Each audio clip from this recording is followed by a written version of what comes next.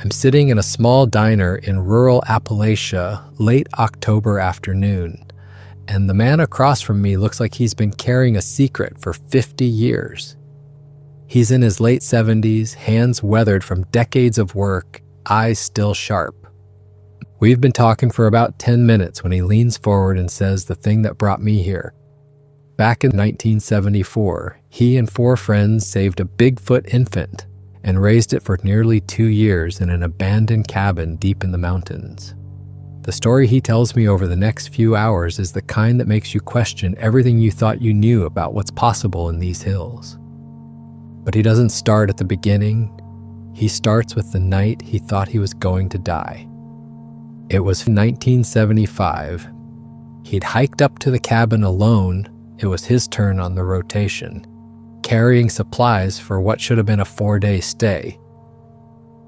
The creature they'd been caring for was about 5 feet tall by then, no longer the tiny thing they'd found months earlier, but still young enough to need regular food and companionship. The hike took him nearly 7 hours through deep snow, twice as long as usual. By the time he reached the cabin, he was exhausted, and the sky had that heavy gray look that means a storm's coming. The creature greeted him the way it always did, with those soft, chirping sounds and excited movements. He fed it, stoked the fire, settled in for what he thought would be a quiet few days. But around midnight, the blizzard hit. Not the gentle snow they'd been expecting. This was the kind of storm that turns the world white and makes you forget there's anything beyond the 4 walls around you. The creature got restless, started pacing, making sounds he'd never heard from it before. Low, nervous sounds. Then he heard it. Footsteps outside. Heavy, deliberate footsteps circling the cabin. The creature went completely silent, pressed itself against the far wall, eyes wide. Whatever was out there was massive. Each step shook the walls. The circling went on for hours. Every time he thought it had left, the footsteps would start again. The creature inside kept making these soft, distressed calls, and the thing outside would answer with deep, booming vocalizations that made his chest vibrate. He realized what was happening. The mother had found them. After all these months, she'd tracked her infant to this cabin in the middle of a blizzard. He sat there in the dark, rifle across his lap, not sure if he was protecting the creature from its mother or himself from both of them. The walls creaked under the weight of something pressing against them. At one point, he heard what sounded like claws or fingers scraping at the door. The storm raged. The thing outside called. The creature inside answered but stayed with him. And he sat there until dawn, when the footsteps finally moved away and didn't come back. That's where he starts the story, with the moment he understood that what they were doing wasn't just some adventure or good deed. It was something that had consequences they couldn't fully understand. Then he backs up and tells me how it all began. It was late May 1974. He was 24 years old, working construction in a small town in the mountains. 4 of his buddies, or guys he'd grown up with, gone to school with, gotten into trouble with, decided they wanted to do a week-long hiking trip through the national forest. None of them were what you'd call experienced outdoorsmen. They knew how to camp, how to fish, the basics. But this wasn't about survival skills. It was about being young and wanting to feel like they were doing something bigger than their daily lives. They packed light, basic camping gear, some canned food, jerky, a couple of hunting rifles because deer season was coming up, and they figured they'd scout some areas. They started the hike on a Friday morning, planning to be back by the following Friday. The weather was perfect, clear skies, temperatures in the 60s. They followed old logging roads that first day, then game trails the second day. The forest was beautiful. They saw deer, raccoons going about their business, heard birds everywhere. It felt like exactly what they'd been hoping for. By the third day, they realized they'd gone farther than they'd planned. The maps they'd brought didn't quite match what they were seeing. The trails they'd been following branched off in ways that weren't marked. They weren't panicked, just a little turned around. They figured they'd find their bearings the next day. That afternoon, they found the footprints. They'd set up camp near a small stream, and one of them went to fill canteens. He came back looking shaken, told everyone to come see what he'd found. There in the soft mud by the water were prints that didn't make any sense. They were huge, easily 18 inches long, maybe more. Shaped like human footprints, but way too big. They tried to rationalize it, maybe a bear standing on its hind legs. But bear prints don't look like that. These had 5 distinct toes, an arch, a heel. They looked like someone walking upright had come down to the stream, stood there for a while, then walked back into the forest. That night, they heard the wood knocking. It echoed through the valley, this sharp crack, crack, crack sound like someone hitting a tree with a baseball bat. They'd all heard wood knocking before. You get woodpeckers, branches falling, all sorts of natural sounds in the forest. But this was different. It was rhythmic, purposeful, and it seemed to be answered from somewhere else in the distance. Then came the howls, not wolves or coyotes. They all knew those sounds from growing up in these mountains. These were deeper, longer, almost mournful. They decided to stay put rather than hike in the darkness. The 4th morning, things got worse. Their food supplies had been raided. Someone or something had gotten into their packs during the night without waking any of them. The packs weren't torn or damaged. They'd been opened carefully and only the meat had been taken. The canned goods, the bread, the other supplies were all still there. Just the jerky and the few steaks they'd brought were gone. They decided to follow the creek, hoping it would lead them back towards civilization. But heavy fog rolled in by midday and they got more disoriented. By afternoon, they had no idea which direction would take them back to the trailhead. That night was when they really got scared.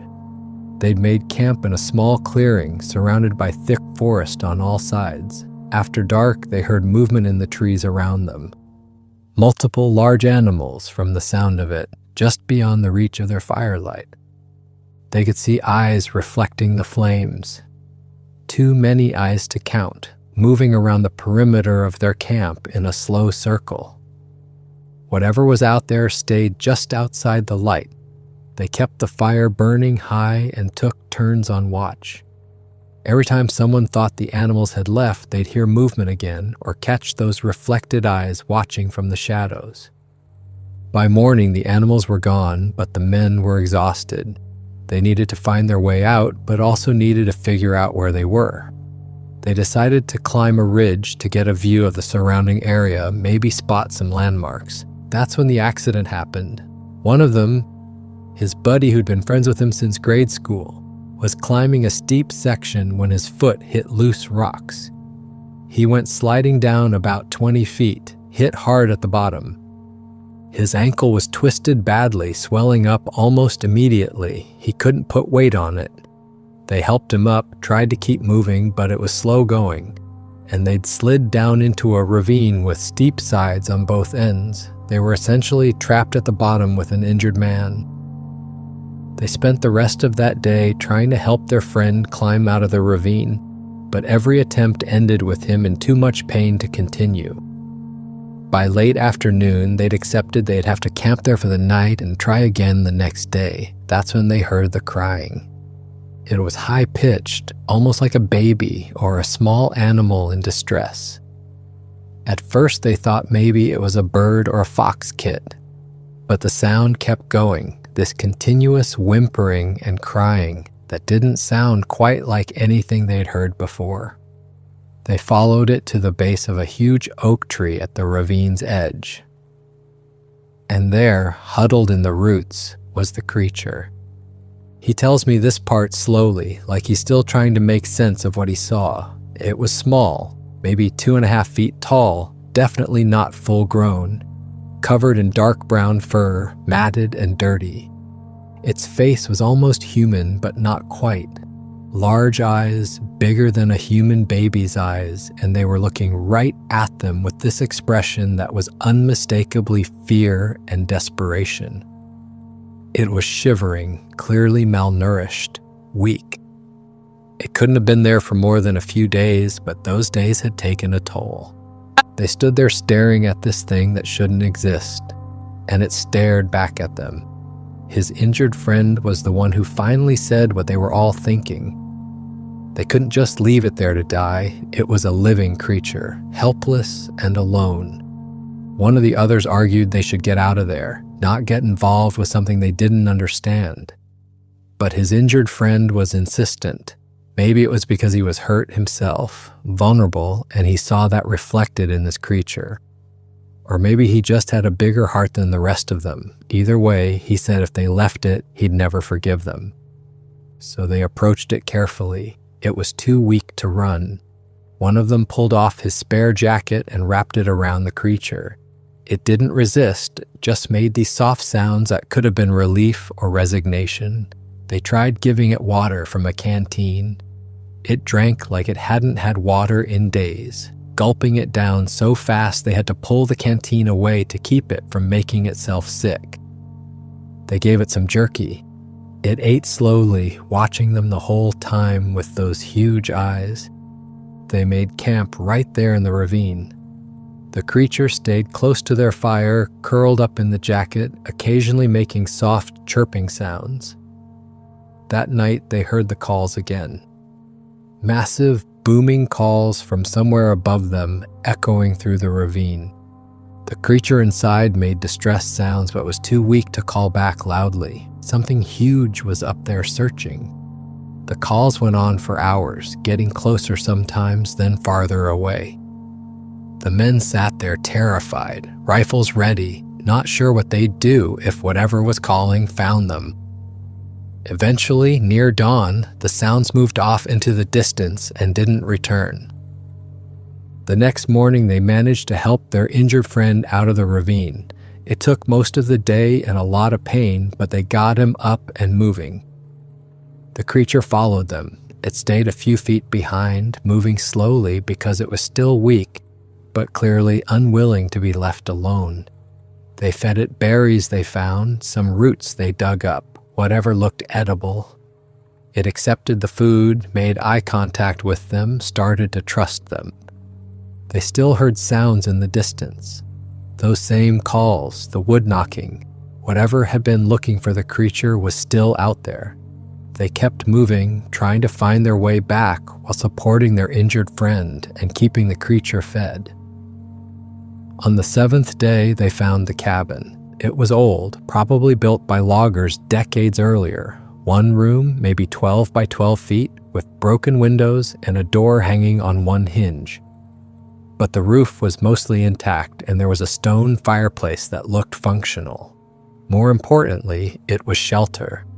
Their friend needed time for his ankle to heal before they could attempt the hike back. They decided to stay there for a few days.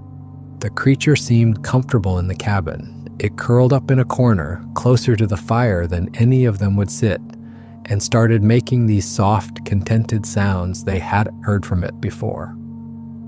Over the next 3 days, while their friend recovered, they watched the creature begin to come alive. It started moving around, exploring the cabin, playing with sticks they brought in for the fire. It would take food from their hands now, no longer afraid of them. And it was growing noticeably stronger. That's when they had the conversation that changed everything. They talked about what would happen if they brought this creature back to town. It would end up in a lab somewhere, studied, poked, prodded, kept in a cage. Or maybe just shot because people would be afraid. And if they left it here alone, it would die. It was still too young, too weak to survive on its own. The mother might be dead, or maybe she was still searching but couldn't find it. They didn't know, so they made a plan. They'd take turns coming back to the cabin to take care of the creature until it was old enough and strong enough to survive on its own. Each of them would do 4 or 5 day shifts every few weeks. They'd bring food, supplies, whatever it needed. They'd keep it secret, and eventually, when it was ready, they'd let it go. They left the creature at the cabin with as much food as they could spare, blocked up the broken windows as best they could, and secured the door. The hike back to the trailhead took 2 days with their injured friend moving slowly. When they reached the ranger station, they reported that they'd gotten lost, but everyone was safe. They didn't mention the cabin location, they didn't mention the creature. They made a pact right there that this would stay between the 5 of them. By early summer, they had a system worked out. Every few weeks, one of them would pack up supplies, food mostly, but also blankets, tools, anything they thought might help, and hike into the mountains. They told their families and girlfriends they were doing regular camping trips. It wasn't completely a lie. They were camping. They just weren't mentioning who they were camping with. The cabin became their project. They fixed the door properly, covered the broken windows with sheets of plastic they hauled in, built crude furniture from fallen branches. They brought in a few pots and pans, basic cooking supplies, made it more livable. And every time one of them arrived, the creature would greet them with excited sounds and movements. It learned to recognize each of them, could tell them apart somehow. By late summer, the creature had grown to about 4 feet tall. It was eating constantly. Berries, roots, fish from the nearby stream, vegetables they brought from town. It showed intelligence that surprised them. It would watch them stack firewood and then start doing it itself, mimicking their movements. It learned to help gather berries, could tell which ones were ripe, and it became playful in a way that reminded them of a young dog or a kid. It would wrestle with them, always careful not to hurt them despite being much stronger than it looked. One of the most remarkable things they discovered that summer was the creature's ability to communicate. Not with words, obviously, but with sounds that clearly meant specific things. It had different chirps for different situations. One sound when it was hungry, another when it was tired, another when it heard something outside that worried it. And it learned to understand some of their words, not many, but enough. It knew its name, or at least the sound they used to get its attention. It understood no, and come here and stay. The intelligence behind those eyes was undeniable. They developed games with it, silly things that made them laugh despite the strangeness of the situation. It loved to play hide and seek, would crouch behind the cabin's sparse furniture and wait to be found, making excited sounds when they discovered it. It learned to throw and catch using pine cones or smooth stones, and it was competitive. If one of them made a particularly good throw, it would try to match it over and over until it succeeded. That drive to learn, to improve, was something they'd never seen in any animal. One evening in late August, one of them brought a harmonica, figuring the long nights at the cabin could use some entertainment. When he started playing, the creature's reaction was immediate and intense. It moved closer, sat down right next to him, and watched his hands with complete fascination.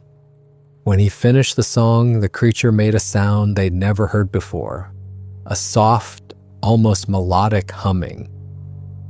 It was trying to copy the music. He played another song, and the creature hummed along, not quite matching the notes, but clearly trying. They spent 2 hours that night making music together, man and creature, and it remains one of his favorite memories from the entire 2 years. The creature's growth during those months was remarkable, not just physically, though it was getting bigger every time one of them visited, but mentally, emotionally. It went from a terrified, helpless infant to a curious, playful juvenile that seemed to understand the world around it in ways that challenged everything they thought they knew about intelligence and awareness. It would sit with them by the fire, watching the flames, and sometimes they swore they could see it, thinking, processing, trying to make sense of its situation. They brought books sometimes, reading aloud during the quiet evenings, The creature would sit nearby, listening. They had no idea if it understood the stories, but it seemed to enjoy the sound of their voices, the rhythm of the reading. Sometimes it would react to tense moments in the story, getting visibly alert or relax during peaceful passages. Whether that was understanding or just reading their emotional cues, they couldn't say. But it felt like connection, like communication on some level deeper than words.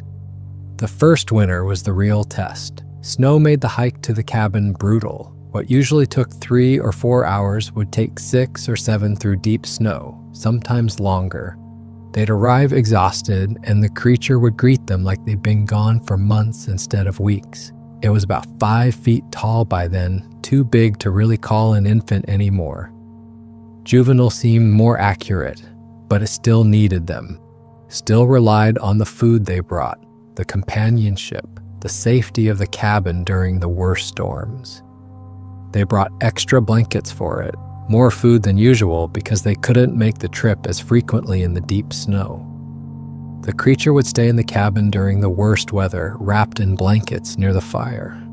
They taught it to keep the fire going, to add wood when it got low. It learned quickly. One of them told me about arriving during a particularly bad snowstorm in late December. The hike had taken nearly 9 hours, and he was worried he'd have to turn back before reaching the cabin. When he finally stumbled through the door, half frozen and completely exhausted, the creature immediately went to work. It helped him out of his wet clothes, wrapped him in every blanket in the cabin, built up the fire until the room was sweltering. Then it sat next to him, sharing its body heat until he stopped shivering. It understood he was in trouble, understood what needed to be done. That level of awareness, of care, changed how they thought about it.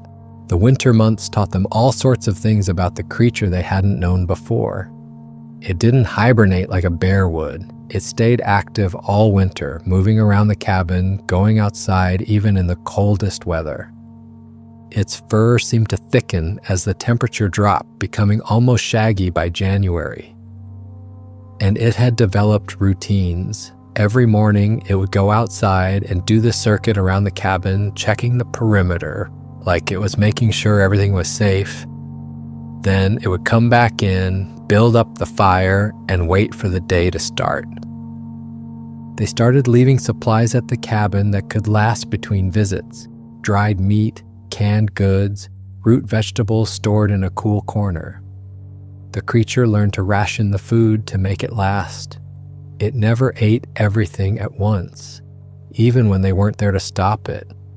It understood that more would come, but might not come for a while. That kind of thinking, that ability to plan ahead, wasn't something they'd expected from any animal. Then came the night he described at the beginning, February 1975, the blizzard, the mother circling the cabin. He'd never told the others about that night, not completely, how terrified he'd been, how close he'd come to opening the door and just facing whatever was out there because the not knowing was almost worse than knowing. But he'd kept the door barred, kept the fire going, and somehow made it to morning. When he left a few days later, he'd expected the creature to go with whatever had been calling to it. But it stayed. It chose to stay with him. He tells me more about that night now, details he's never shared with anyone. The footsteps weren't random. They were methodical, deliberate. Whatever was out there was searching every inch of the cabin's perimeter, testing the walls, looking for a way in. At one point, something massive pressed against the door so hard the hinges groaned.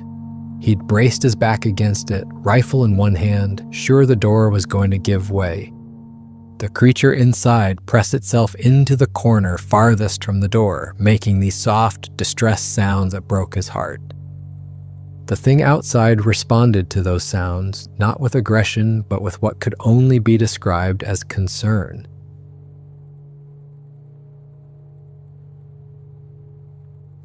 The calls became less booming, more plaintive, like it was trying to communicate, trying to convince the infant to come out.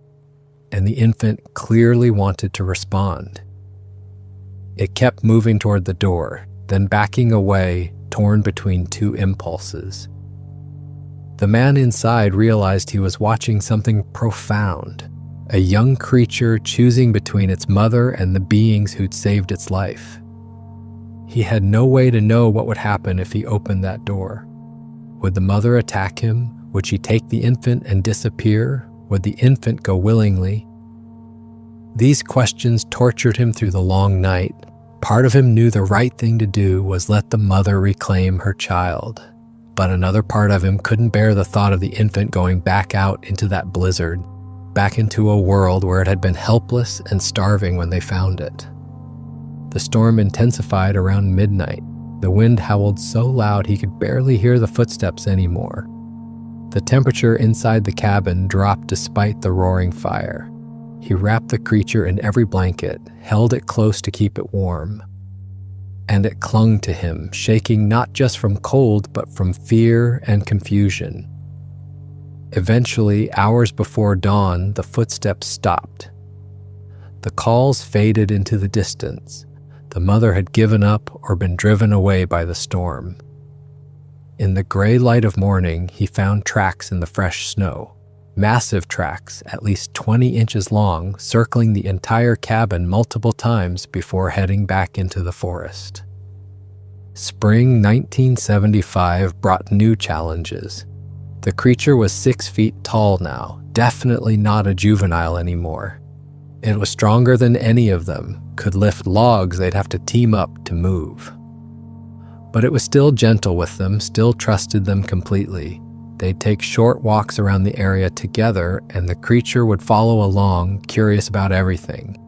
They taught it to stay hidden if it heard voices, to avoid the trails where hikers might pass. It seemed to understand the danger. That summer, they had a close call. Hikers came within a quarter mile of the cabin. They could hear voices, laughter, the sounds of people enjoying the forest. The creature immediately went still, looked at them with what could only be described as concern. One of them went out to intercept the hikers, led them in a different direction with some story about better fishing spots downstream. The creature stayed hidden in the cabin until they were sure the hikers were gone. That's when they really started to understand that this couldn't go on forever. The creature was getting too big, too noticeable, and it was becoming more independent. Fall came early that year. By late September, the leaves were already turning, temperatures dropping at night. The creature started acting different, more restless. It would stand at the edge of the clearing around the cabin, looking off into the forest for long periods. When they asked what it was looking at, speaking to it like they'd talk to a person, it would turn back to them with an expression they couldn't quite read. Longing, maybe, or curiosity about what lay beyond the small world they'd created together. One October evening, one of them was at the cabin when the creature did something it had never done before. It brought him a gift, a perfect bird's nest, carefully carried without damaging it. Inside were smooth pebbles arranged in a spiral pattern. The man didn't know what it meant, but he understood it was meaningful. He kept that nest for years afterward, one of the few tangible pieces of evidence that any of this had happened. Eventually, it fell apart, as such things do, but he remembered every detail of it. The creature's vocalizations changed that fall too. It started making sounds they'd never heard before, longer, more complex calls that echoed through the valleys. Sometimes, very faintly, they'd hear similar calls in the distance, responses maybe, or just coincidence.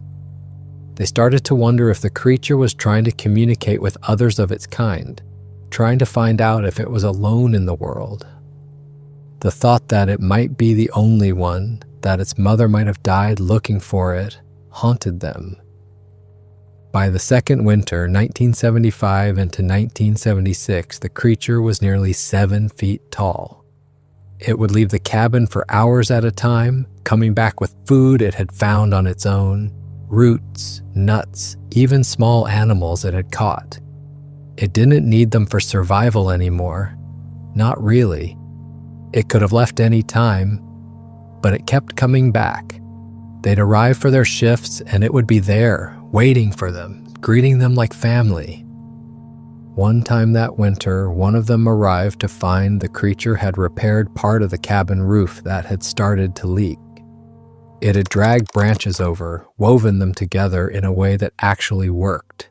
It was solving problems, thinking ahead, taking care of the place that had sheltered it. Then came the spring of 1976. The old man pauses here, takes a long breath. "This is the part that still hurts," he says. One of them hiked up to the cabin in early April, first real warm week after the snow melted. The creature was gone.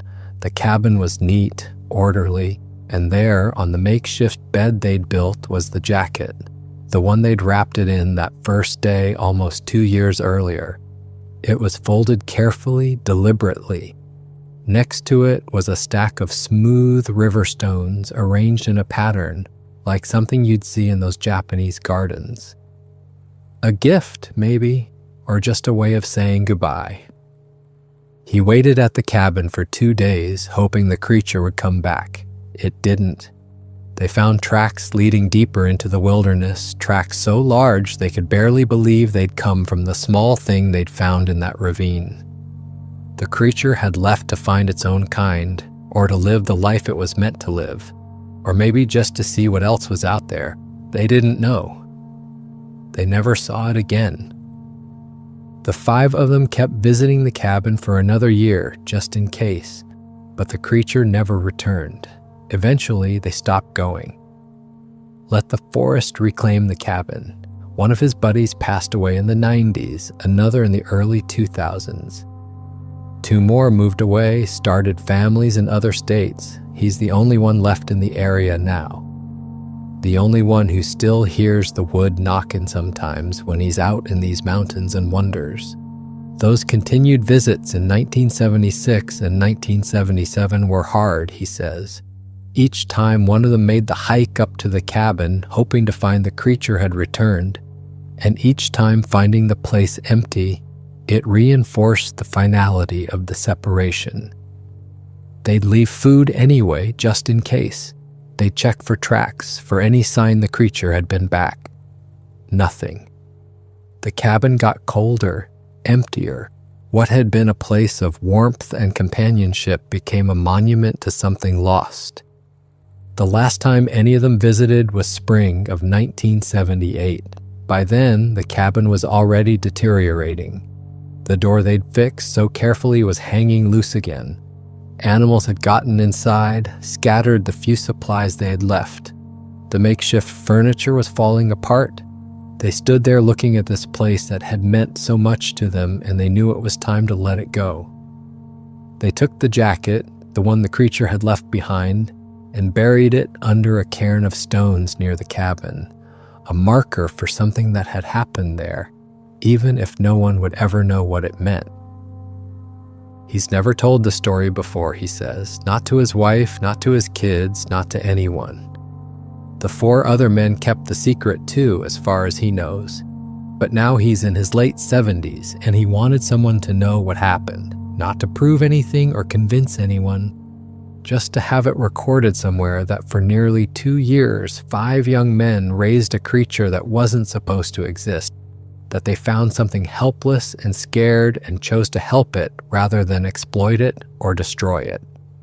That they gave it a chance to grow up and go back to wherever it came from. He has no proof. The cabin probably collapsed years ago. The creature is gone. His buddies who might have corroborated the story are dead or scattered. There are no photos, no physical evidence, nothing anyone could test or verify. Just his memory of those 2 years and the knowledge that something impossible happened in those mountains. I ask him if he ever went looking for the cabin again, tried to find it. He shakes his head, says he thought about it but never did. Some things should stay in the past, he figures. Besides, what would he find? Rotted wood and overgrown trails? That wouldn't tell him anything he doesn't already know. I ask if he thinks the creature survived, found others of its kind.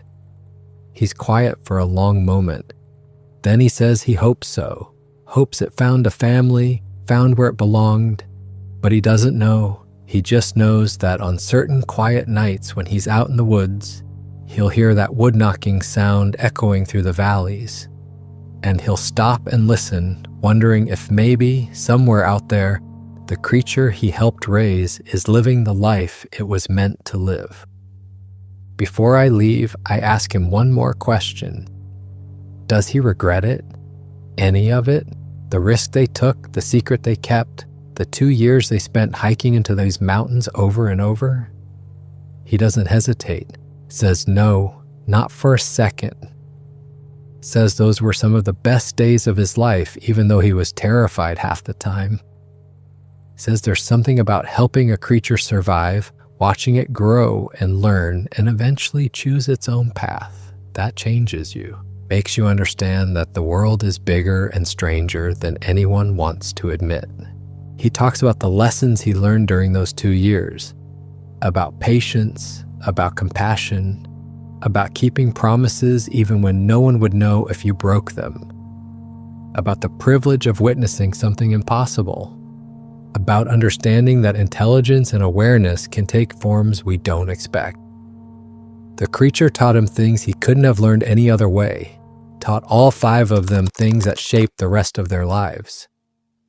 His wife knows something happened during those years, he says. She's not stupid. She knows there was some secret the 5 of them kept, something that bonded them in a way she could see but never understand. She asked him once, directly, what it was. He just smiled and said it was something he'd tell her when the time was right. The time never came. He realizes now it probably never will. Some secrets are meant to stay secrets, even from the people you love most. He stands up to leave, and I notice for the first time that he walks with a slight limp. Old injury, he says when he sees me looking. Twisted his ankle badly back in May of 1974, first week of a hiking trip that went completely wrong. He grins when he says it, says that injury probably saved a life, even if no one would believe whose life it saved. I watch him drive away in his old pickup truck, and I think about the story he's told me, about 5 young men who found something impossible and decided to help it rather than hurt it, who kept a secret for 50 years because they understood that some things are more important than fame or recognition, who gave nearly 2 years of their lives to make sure a creature that shouldn't exist got a chance to grow up. There's no way to verify any of it. No evidence, no proof, just the word of an old man in a diner in Appalachia. But sitting there listening to him, watching his face as he remembered details from 50 years ago with perfect clarity, I believed him. Not because the story makes sense or because there's any scientific explanation for what he described, but because of the way he told it. The small details no one would bother making up. The genuine emotion when he talked about leaving the creature for the last time. The way his voice caught when he mentioned his friends who didn't live to see this interview. Maybe it happened exactly the way he says. Maybe time and memory have changed some details, made the creature seem more intelligent, or the encounters more dramatic than they were. Maybe the whole thing is the elaborate fiction of a man who wants to leave behind something more interesting than a regular life. I don't know. But I know this. Something happened in those mountains in the mid-1970s that changed 5 young men. Something they kept secret for decades. Something that still makes an old man's eyes light up when he talks about it 50 years later. As I drive out of town that evening, heading back toward the highway, I pass the mountain range where he says it all happened. The peaks are dark against the sunset, covered in thick forest that stretches for miles. There are thousands of places up there where a cabin could have stood, could have sheltered 5 men and a creature that wasn't supposed to exist. Thousands of ravines where something small and helpless could have been found and saved. Thousands of acres where something could live its whole life without ever being seen by anyone who'd report it. The story raises more questions than it answers. Where did the creature come from? What happened to its mother? Did it find others of its kind after it left? Is it still alive somewhere in those mountains? Are there others? The old man couldn't answer any of these questions. He only knew his part of the story, the 2 years he and his friends spent caring for something that needed them. But maybe that's the point. Maybe the story isn't about proving Bigfoot exists or solving the mystery of what's in these mountains. Maybe it's about what people choose to do when they find something helpless and scared, about the decision to help rather than harm, to protect rather than exploit, about keeping a promise even when no one would ever know if you broke it. The old man is dying. He didn't say it directly, but I could tell from the way he talked the urgency behind his decision to finally share this story. He wanted it recorded before he was gone, not for fame or attention. He didn't even want me to use his name, just for the record. So somewhere someone would know what happened in those mountains, what 5 young men did for nearly 2 years, what they saved. I think about the jacket folded carefully on that makeshift bed, the stones arranged in a pattern, the way the creature learned to stack firewood, to recognize each of the 5 men, to understand when it needed to hide, the intelligence it showed, the choice it made to stay even when its mother called, the choice it made to leave when it was ready. These details feel true in a way that goes beyond proof or evidence. He mentioned something else before I left, almost as an afterthought. Said that for the first few years after the creature left, he'd have dreams about it. Not nightmares, just dreams where he'd be walking in the forest and would see it in the distance, moving through the trees. In the dreams, it would see him too and pause, just for a moment before moving on. A mutual recognition, an acknowledgement of what had been between them. Then he'd wake up. The dreams stopped after a while, he said, but the memory never faded. Every detail as clear as the day it happened. The sound of wood knocking echoing through the ravine that first night. The way the creature's eyes looked when they found it, huge and afraid and desperate. The excited chirps when one of them would arrive at the cabin. The feel of its fur when it would lean against them, seeking warmth or comfort or just companionship. The weight of it on one of their shoulders when it was still small enough to be carried. All of it preserved perfectly in memory, even as everything else from those years has blurred and faded. There's a moment in the interview where I ask him about the other men, his 4 friends who shared this experience. His face changes, gets quieter. He talks about how they'd see each other over the years, at weddings, funerals, the occasional reunion. And they'd exchange these looks that no one else understood, a shared acknowledgement of what they'd done together. They never talked about it, not even among themselves once it was over. It was just there between them, this huge thing that no one else could ever know about. When the first one died in the 90s, the remaining 4 went to the funeral. After the service, they stood together away from everyone else, not saying much, just being together, remembering. One of them said something like, "It would have died if we hadn't found it," and the others nodded. That was all. But it was enough. They all understood what they'd given up for those 2 years. Time, money, peace of mind, the ability to be completely honest with the people they loved, and they'd all do it again. That was the unspoken agreement among them. Now he's the last one left who knows the exact location of that cabin, or where it would have been if it's collapsed. The last one who can describe the creature's face with perfect accuracy, the pattern of its fur, the sound of its vocalizations. When he dies, all of that dies with him, unless his story reaches someone who believes it enough to look. Unless somewhere in those mountains there's evidence still waiting to be found, unless the creature itself is still alive and leaves traces of its existence. He said something at the very end that stuck with me. He said people always want proof of things like this: photos, videos, bodies, DNA. But sometimes the proof isn't the point. Sometimes the experience itself is what matters. The knowledge that you encountered something impossible and responded with compassion instead of fear. That you helped something survive instead of exploiting it. That you kept a promise to a creature that couldn't hold you to it. I don't know if I believe in Bigfoot. I don't know if I believe the specific story happened exactly the way he tells it. But I believe something happened to these 5 men in the spring of 1974. Something that changed their lives. Something they've protected and honored for 50 years. Something that made them better than they were before. The sun is setting as I reach the highway. I take one last look at those mountains, dark and mysterious, and holding secrets that might never be revealed. Somewhere up there, maybe, something walks that shouldn't exist. Something that 5 young men saved and raised and loved in their own way. Something that chose to stay with them when it could have left, and chose to leave when it was time to go. Something that left behind a folded jacket and a pattern of stones and a story that an old man needed to tell before he died.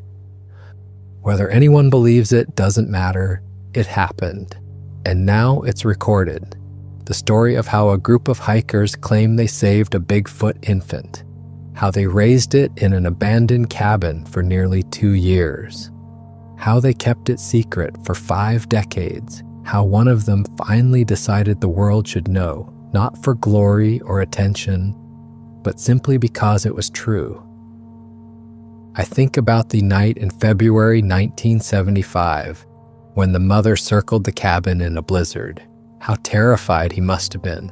How the creature inside must have been torn between 2 calls. The call of its mother and the safety of these men who'd saved its life. How it chose to stay. That choice says something profound about what happened in that cabin. About the bond that formed between species that shouldn't have been able to understand each other. The old man's hand shook slightly when he talked about hearing those footsteps outside the cabin. Not from fear, from the weight of the memory, 50 years later, and it's still vivid enough to make his hand shake. That's not the response of someone spinning a tall tale. That's the response of someone who lived through something terrifying and profound and can't forget it no matter how much time passes. As I drive away, I wonder about the creature. If it's still alive, it would be in its 50s now. Old for a wild animal, but maybe not for something human-like. Maybe it's still out there in those mountains, living quietly, avoiding human contact. Maybe it has its own family now. Maybe it tells its offspring about the 2 years it spent with 5 humans who took care of it when it couldn't take care of itself. Maybe in whatever way these creatures communicate, it passes down the story of the men who saved its life. Or maybe it died years ago and there's nothing left but this story. Either way, what matters is what those 5 men did. The choice they made in that ravine to help instead of harm. The commitment they made to protect something helpless. The years they spent hiking into those mountains over and over because they'd made a promise. The secret they kept because they understood that some things are more important than being believed. The old man doesn't care if people believe him. He said that explicitly. He's told his story, fulfilled his obligation to record what happened before he dies. What people do with that information is up to them. Some will dismiss it as fantasy, some will find it fascinating but ultimately unprovable. Some, maybe, will head into those mountains looking for evidence. He doesn't care. He knows what happened. That's enough. I think about the moment when they decided to take the creature with them. How easily they could have walked away, convinced themselves it wasn't their problem. How different all their lives would have been if they'd made that choice. But they didn't. They chose the harder path, the path that required sacrifice and secrecy and constant effort, the path that gave a creature that shouldn't exist a chance to live. And maybe that's the real story here. Not whether Bigfoot exists or whether this creature survived or where it might be now. Maybe the story is about what people are capable of when they choose compassion over convenience, when they choose to help even when there's no reward, no recognition, no proof that anyone will ever believe them. The mountains disappear in my rearview mirror as I drive away, but the story stays with me. The image of that small creature huddled in the roots of an oak tree, terrified and alone. The 5 young men deciding to help it. The abandoned cabin that became a sanctuary. The 2 years of secret trips and careful care. The night when the mother found them and the creature chose to stay. The morning when they found the folded jacket and knew it was time to let go. All of it is preserved now, recorded in this interview. The story of 5 men and a creature that wasn't supposed to exist. The story of a choice made in a ravine in 1974 that rippled through the next 50 years. The story of something impossible that happened in the mountains of Appalachia and was kept secret until one old man decided the world should know before he died. Whether it's true doesn't change what it represents. The possibility that in these vast forests, things exist that we don't understand. The certainty that people, when faced with something helpless and scared, are capable of extraordinary compassion. The power of a promise kept for 50 years. The weight of a secret shared by 5 men who knew no one would believe them, but also knew that belief wasn't the point. I'll probably never know if the story is true. I'll never see the cabin or meet the creature or verify any of the details. But I know I sat across from an old man who believed every word he told me, who remembered details from 5 decades ago with perfect clarity, who still hears wood knocking in the mountains and wonders.